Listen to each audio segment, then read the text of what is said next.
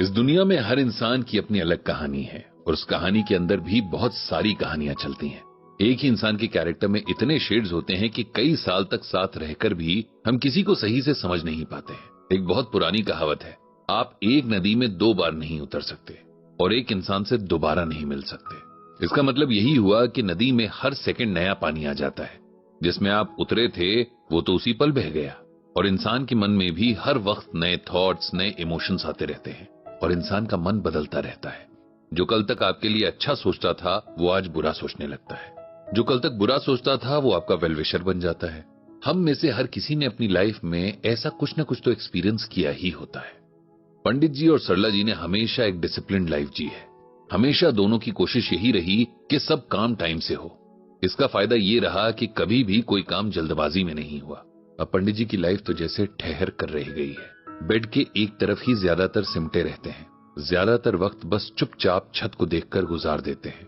सरला जी या स्वाति बात करने की कोशिश भी करें तो जवाब नहीं देते हैं या बस हां हूं कहकर चुप हो जाते हैं। इस ठहरी शांत झील जैसी लाइफ में अगर कोई हलचल मचती है तो उनके फिजियोथेरेपिस्ट हरीश की वजह से। हरीश लगभग 25 साल का यंग और एनर्जेटिक लड़का है। घर में आता है तो एकदम से जैसे रौनक सी आ जाती है।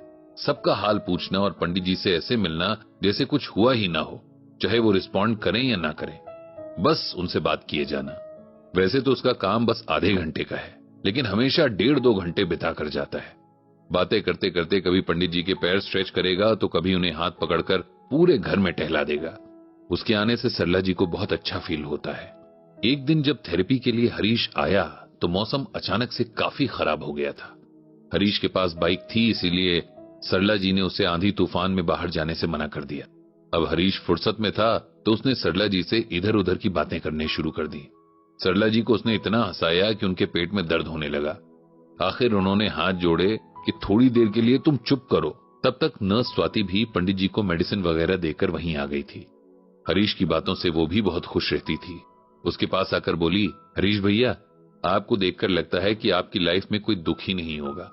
आप बहुत किस्मत वाले हो।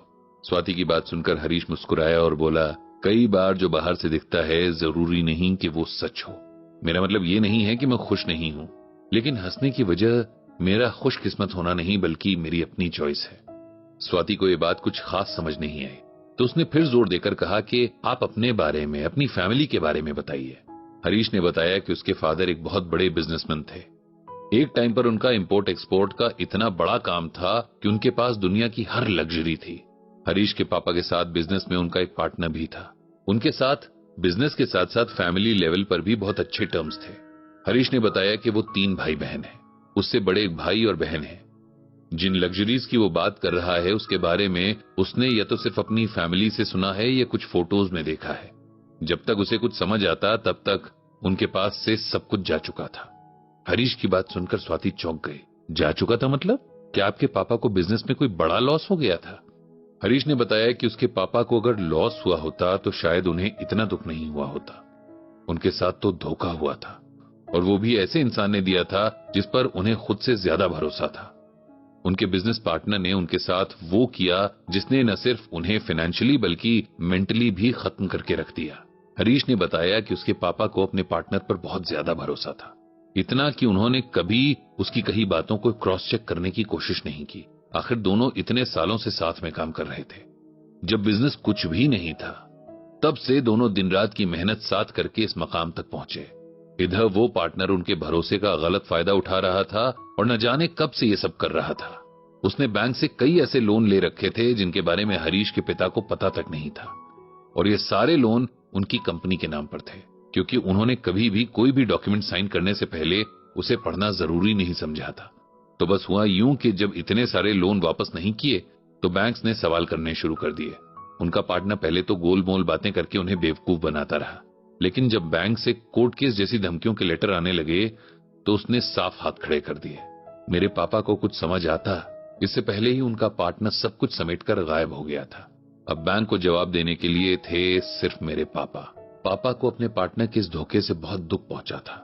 उन्होंने जाने कैसे कैसे अपनी बची खुची प्रॉपर्टी और चीजें बेचकर बैंक्स के लोन चुकाए, लेकिन उसके बाद उनकी फैमिली के लिए कुछ भी नहीं बचा। इस सदमे से मेरे पापा गहरे डिप्रेशन में चले गए थे। उन्होंने घर से निकलना, लोगों से मिलना जुलना सब कुछ बंद कर दिया था। कुछ ही दिनों में उनकी पोजीशन क्या से क्या हो गई थी। हरीश ने बताया कि उसकी मां को बहुत हिम्मत करनी पड़ी थी, क्योंकि उनके ऊपर अपने तीनों बच्चों की रिस्पॉन्सिबिलिटी थी। उन्हें पालना पोसना पढ़ाना लिखाना था। हरीश के लिए लाइफ फिर भी बहुत आसान रही, क्योंकि उसने अपनी फैमिली के अच्छे दिन नहीं देखे थे, जबकि उसके बड़े भाई और बहन के लिए ये सब बहुत मुश्किल एडजस्टमेंट था। उसकी मां ने अपने घर के ऊपर वाले हिस्से को पीजी अकोमोडेशन में कन्वर्ट कर दिया था और इसी से उनके घर का खर्च चलता था।